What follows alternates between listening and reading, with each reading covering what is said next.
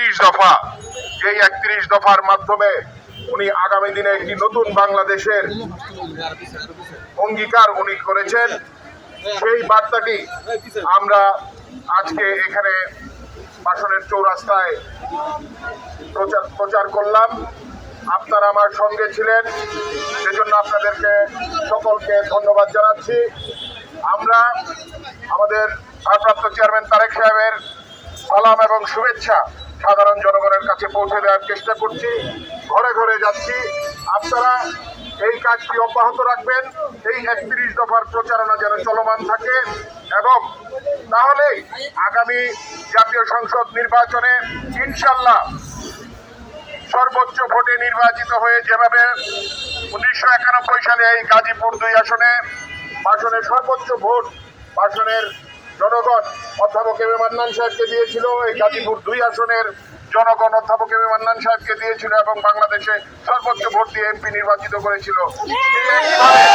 ইনশাআল্লাহ আগামী নির্বাচনেও সর্বোচ্চ ভোট দিয়ে বাংলাদেশের সবচেয়ে বেশি ভোট দিয়ে এখান থেকে আমাদের নির্বাচিত করতে হবে। সেই লক্ষ্যে আমরা সকলে ঐক্যবদ্ধভাবে কাজ করব এবং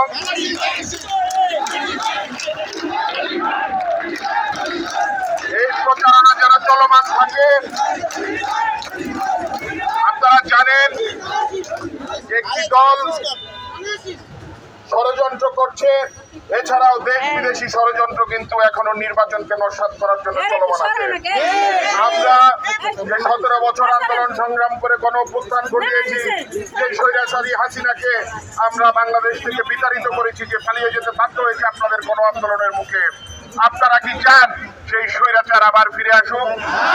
আপনারা কি চান যে যারা নির্বাচনকে বানচাল করার চেষ্টা করছে সেই বহুল কাঙ্ক্ষিত প্রত্যাশিত নির্বাচন, যেই নির্বাচন থেকে এই স্বৈরাচার হাসিনা বাংলাদেশের মানুষকে, সাধারণ জনগণকে, তরুণ সমাজকে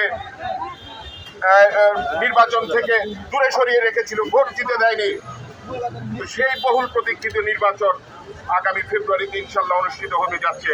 সেই নির্বাচনকে নিয়েও কয়েকটি দল ষড়যন্ত্র করছে বন্ধুগণ, তারা পিআর করছে। পিআর কি আপনারা বোঝেন? পিআর বোঝেন? পিআর মানে কি জানি শুনেন নাই? ভোট দিবেন সন্দীপে, এমপি হবে কোথায়? কোথায়?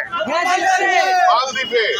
মানে আপনি যারে ভোট দিবেন সে এমপি নাও হইতে পারে, হ্যাঁ, যদি পাশও করে তারপরও সে এমপি হবে না, সে সংসদে যেতে পারবে না। ওই যেই ব্যক্তির আপনারা ভোট দিবেন সে যদি সংসদে যেতে না পারে, সে আপনাদের এলাকার উন্নয়ন কিভাবে করবে? এই হচ্ছে গিয়ে পিআর। তারা যেহেতু বাংলাদেশের মানুষের জনগণের উপর তাদের আস্থা নাই যে তারা ভোটের মাধ্যমে, সাধারণ ভোটের মাধ্যমে নির্বাচিত হয়ে আসতে পারবে, সেই কারণে তারা পিআর করছে। বাংলাদেশের জনগণ পিআর চায় না। তারা 17 বছর পর ভোট দেওয়ার সুযোগ পেয়েছে, এই সুযোগ আমরা কেউ হাতছাড়া করবো না ইনশাল্লাহ।